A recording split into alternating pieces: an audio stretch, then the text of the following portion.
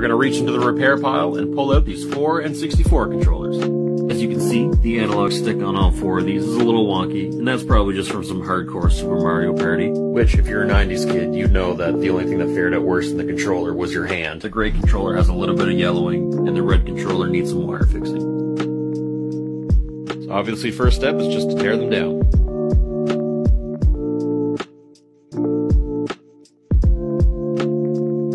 These old analogs are notorious for wearing down over time and pop right out.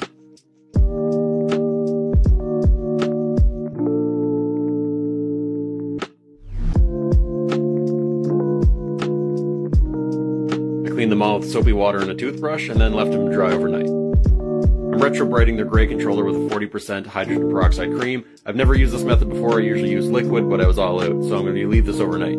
Fortunately, I couldn't fit this into one part. Part 2 is already up and in the comments. Like and follow if you like. So we put it in UV light, exposed it for 12 hours. Now we're just going to rinse off the hydrogen peroxide. This is it originally, and this is it now. One of the controllers had a cracked wire, so we cut it at the motherboard, put some heat shrink over it, shrunk it down, and now it looks good as new. For the most part.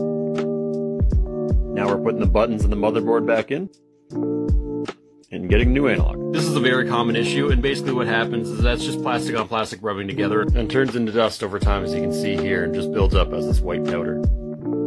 New analogs are cheap and relatively easy to put in. However, it was very difficult to get the backs on, as the new analogs wires were much longer, and it just made for a really snug fit.